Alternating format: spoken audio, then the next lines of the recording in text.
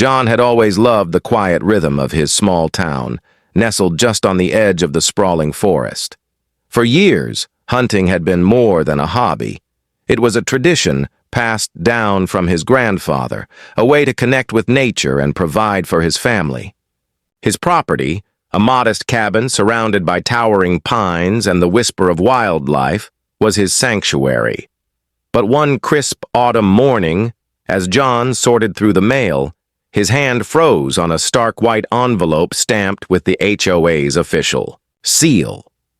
The bold letters on the front sent a cold shiver down his spine. Notice of violation and fine. He tore it open, heart pounding. The letter accused him of hunting on his property in violation of the community's rules. The fine was steep, several $100s, with a warning that further violations would bring harsher penalties. The HOA board's tone was icy and unyielding. No exceptions, no negotiations. John stared at the letter, disbelief quickly twisting into fury. How could they fine him for something on his own land? He was paying his dues, following the law, and respecting the forest. The hunting season had just started. Was the HOA trying to turn him into an outlaw? Word spread quickly. That afternoon, neighbors approached with cautious glances and hushed voices. Some sympathized, sharing stories of their own battles with HOA rules. Others whispered about the importance of community standards and keeping peace. But John's mind churned with questions. Was this fine just a random act of bureaucracy or something more deliberate? Why now? And why hunting? That night, as he sat on his porch with the forest dark and silent beyond the trees, John felt a storm brewing inside him. The wind carried, the scent of pine and earth, but also something darker, a creeping sense of control tightening around his life. He replayed the letter's words over and over, searching for any loophole, any way to fight back. He remembered the meeting last year when the HOA announced new rules. Rules that seemed vague, open-ended, designed to restrict freedoms bit by bit. Hunting wasn't explicitly banned, but the board had made their stance clear in subtle ways. The forest was not a place for personal recreation that could disturb the community's peace. John clenched his fists. The forest was his heritage, his home. No one would tell him what he could or couldn't do on his own land. If the HOA wanted a war, they would get one. The next morning, John marched to the community clubhouse, determination burning in his eyes.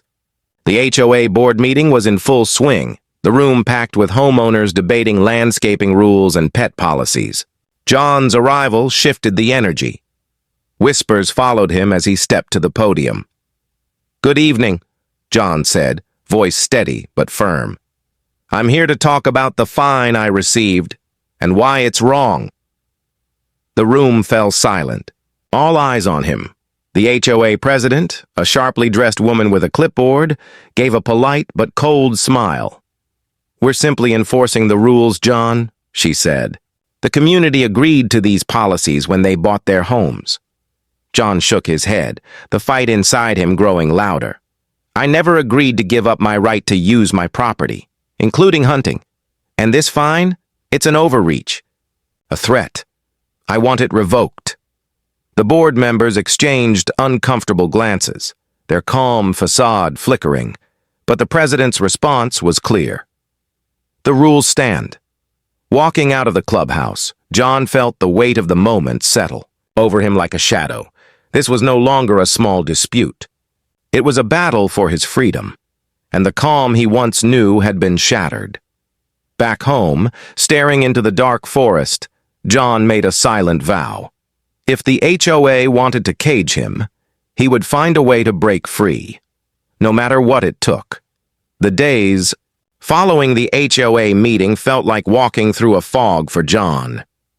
The fine wasn't just a piece of paper, it was a symbol of something bigger, a tightening grip around the freedoms he had always taken for granted. The forest, once a refuge, now felt like a cage just beyond his windows. John spent hours poring over the HOA's documents, minutes from past meetings and community agreements.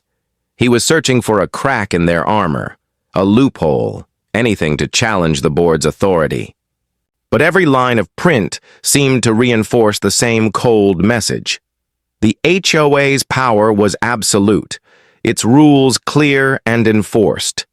One particular detail caught his eye, a vague clause buried deep in the bylaws about preserving the peace and property values that the board interpreted broadly, including restricting hunting and other disruptive activities. It was their ace in the hole, their justification for silencing him. Frustrated but undeterred, John made a plan. The next HOA meeting would be his battleground. If the board wanted a fight, he would give them one. On the evening of the meeting, the community center was packed. Homeowners murmured anxiously, some watching John with thinly veiled curiosity, others with thinly veiled disdain. The air buzzed with tension. John stepped up to the podium again, his voice steady but charged with quiet fury.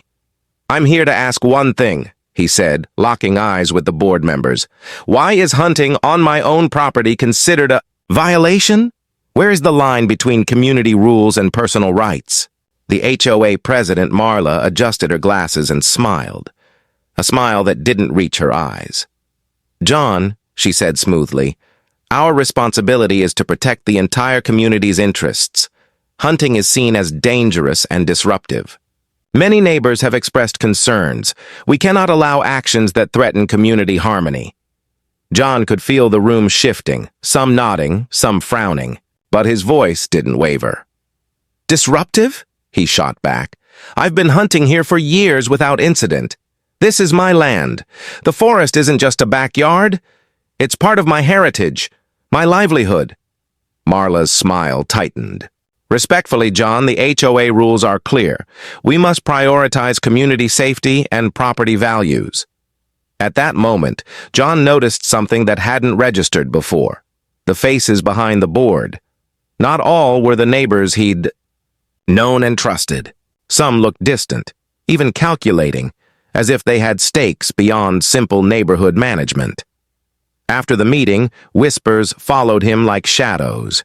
A few neighbors approached in hushed tones, some sympathetic, others warning him to tread carefully.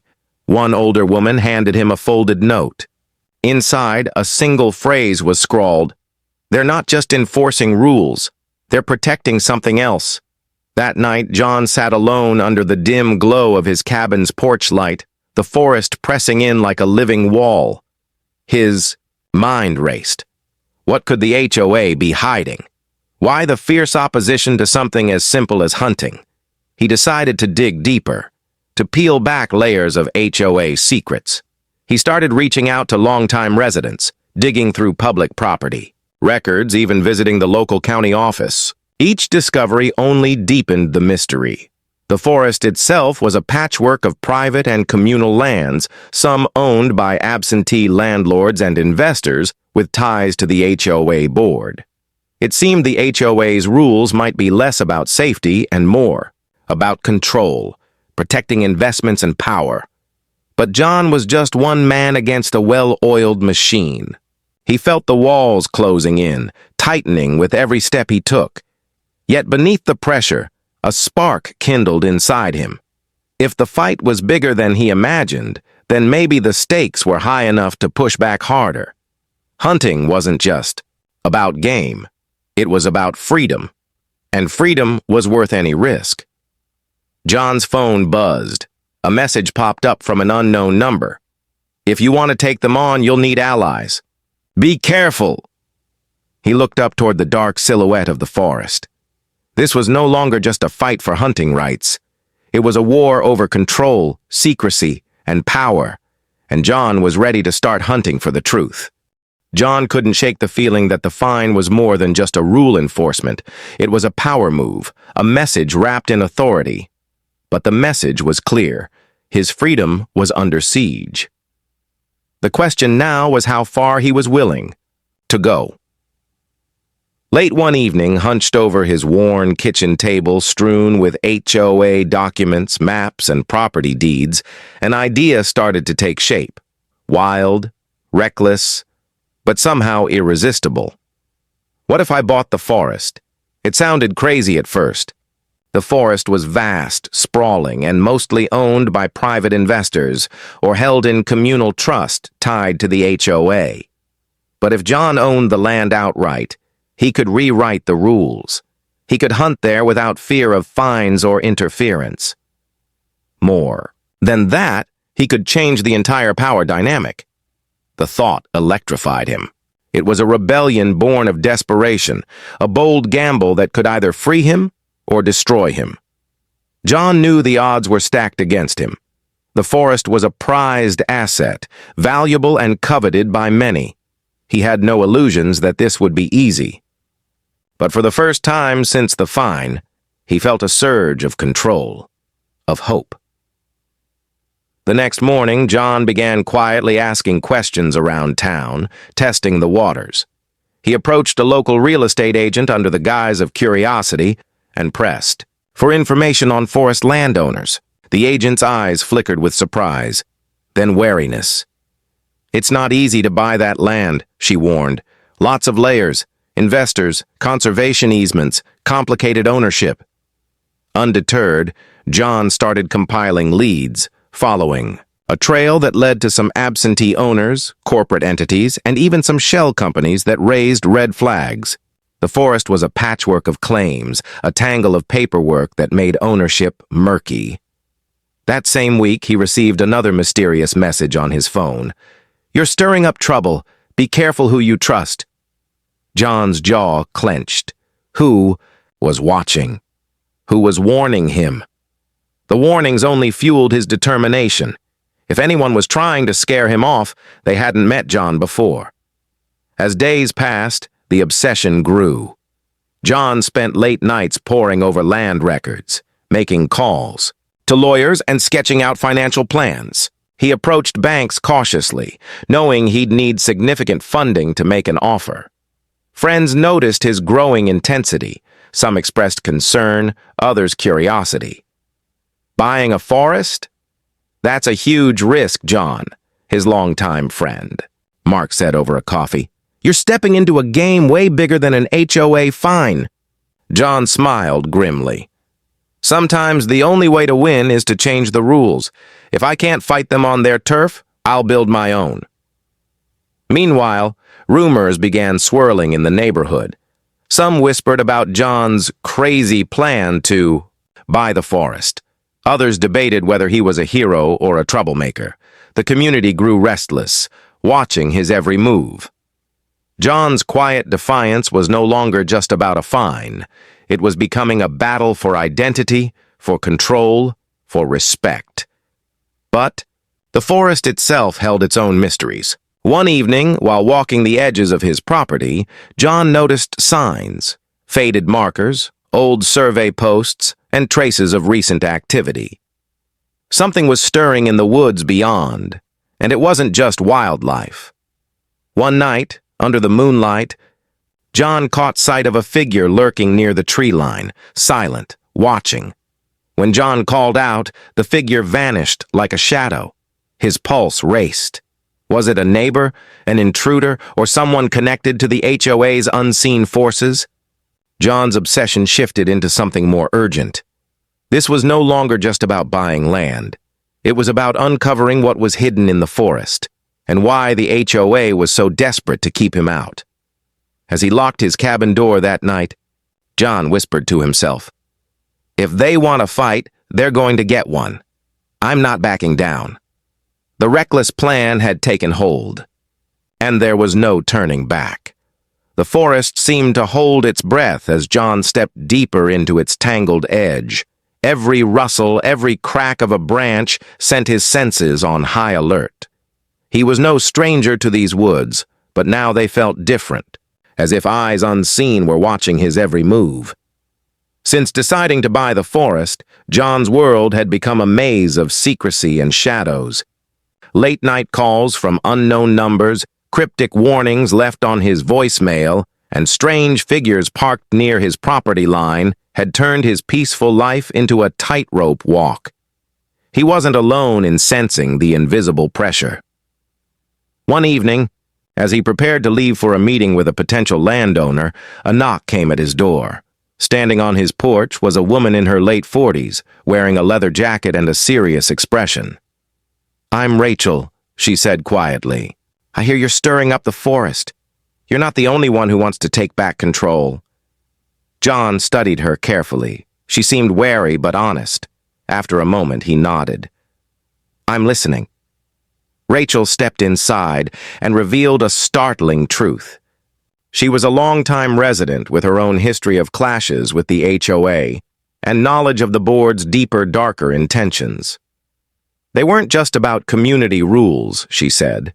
There were land deals, secret agreements with powerful investors, and a plan to sell off parts of the forest for commercial development. "They've been covering it up for years," Rachel whispered. "If you buy the land, you could stop them. But they won't give up without a fight." John felt a surge of adrenaline. Here was an ally, someone who knew the battleground and had the scars to prove it. Together, they began piecing together the HOA's hidden network, tracing financial ties and whispered deals that ran far beyond neighborhood meetings. But their work drew attention. Late one night, John's cabin was vandalized, windows shattered, tire tracks scorched into the driveway. No one claimed responsibility, but the message was clear: back off. The tension tightened around John like a noose. Every step forward was met with resistance. Every discovery shadowed by threat. Rachel urged caution. They have power, money, connections, even local officials on their side. We need to be smart. But John's resolve only hardened.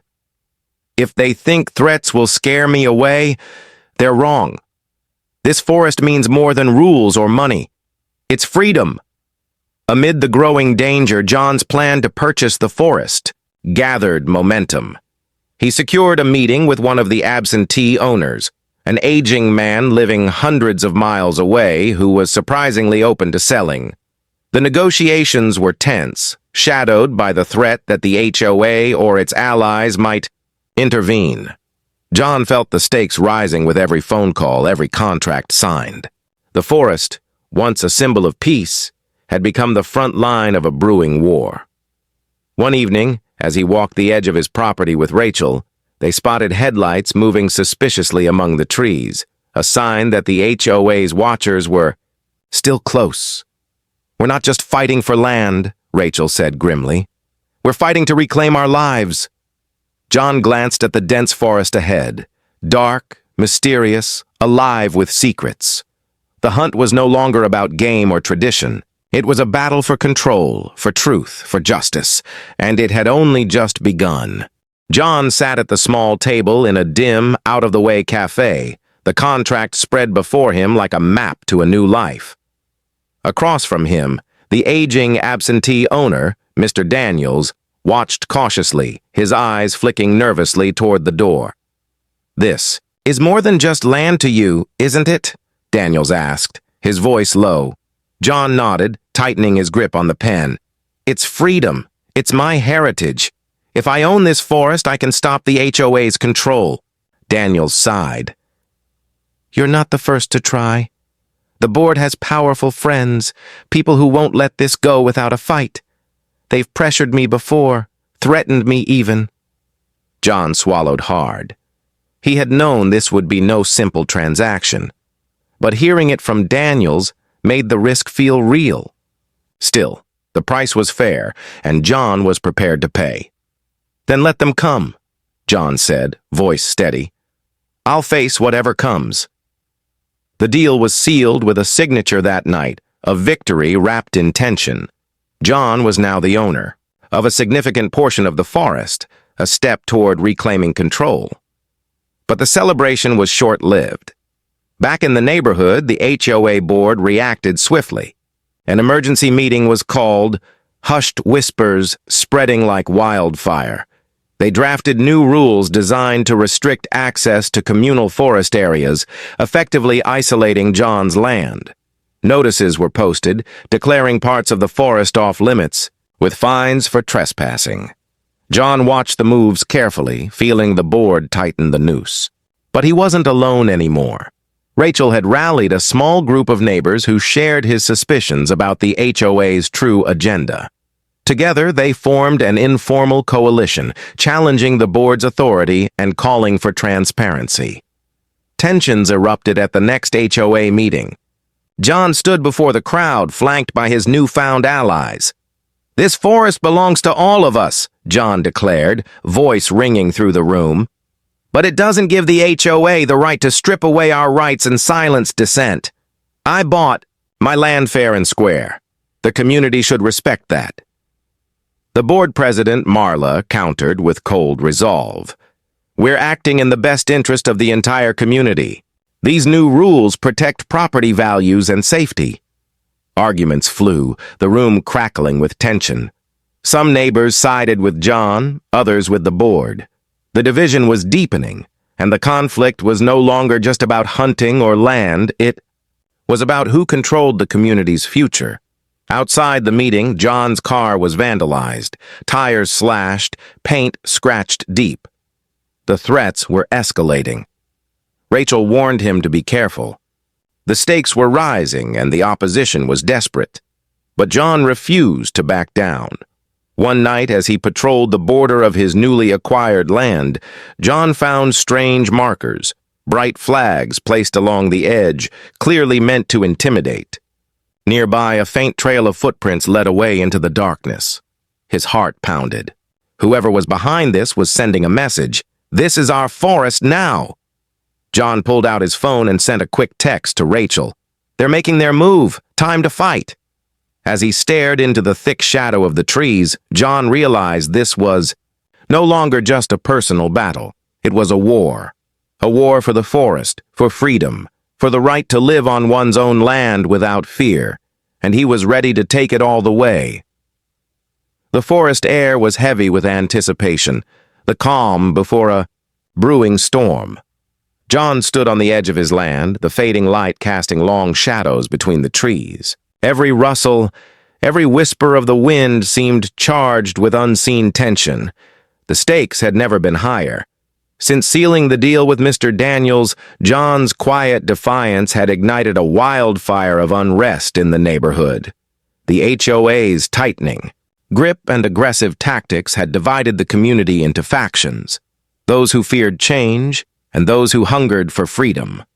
Rachel and John had grown closer, their alliance solidified by shared danger and purpose.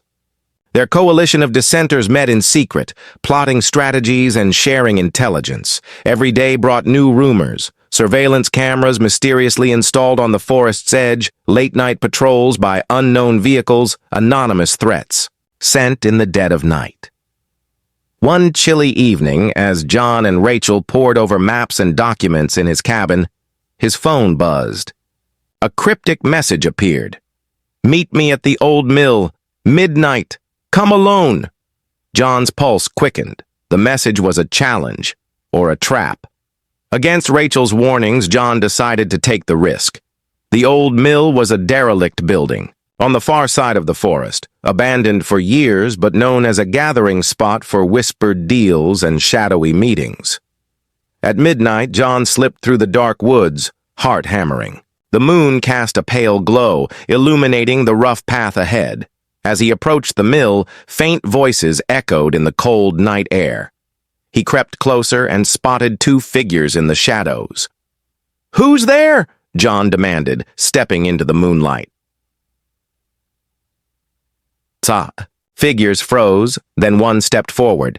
A man in a sharp suit, the other a woman with a clipboard and a steely gaze. "I'm David Harper," the man said smoothly. "I represent the investors backing the HOA board. We've been watching you, John. You're causing a lot of problems." John's jaw tightened. "I own my land now. I'm not going anywhere." Harper smiled, but there was no warmth in it. "That's precisely why we're here. We want to make you an offer." John raised an eyebrow, skeptical. "We're prepared to buy your land back," Harper continued, "at a price well above market value. No more fights, no more trouble." John felt a flicker of doubt. The offer was tempting. Cash, freedom. From conflict, peace. But something about Harper's tone was chilling, like an ultimatum disguised as generosity. "What's the catch?" John asked. Simple, Harper said. You walk away. No more hunting.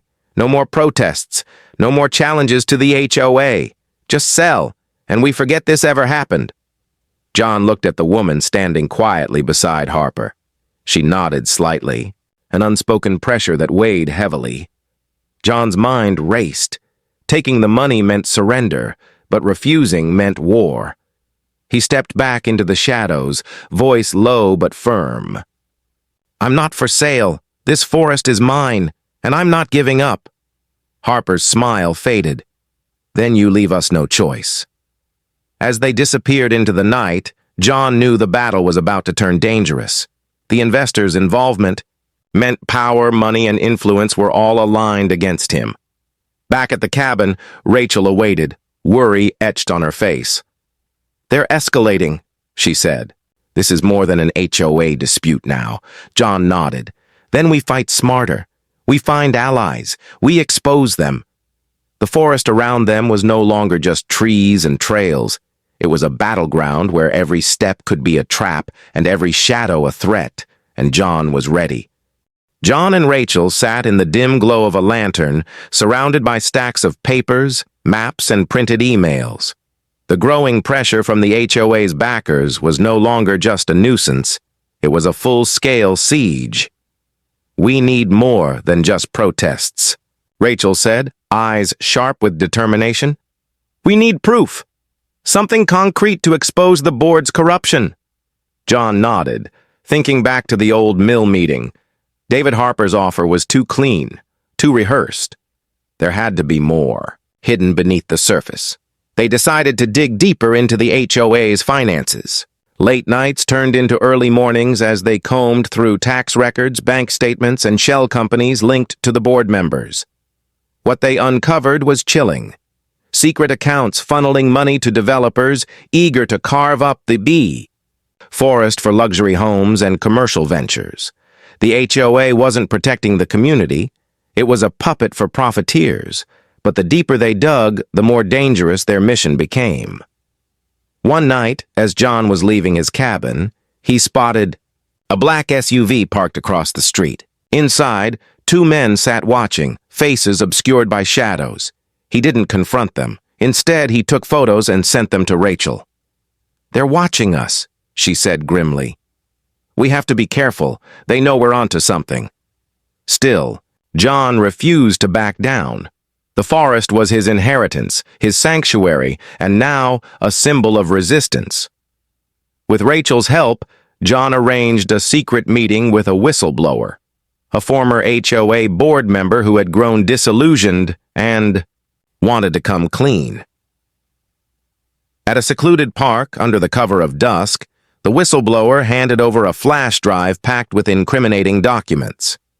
The evidence was undeniable.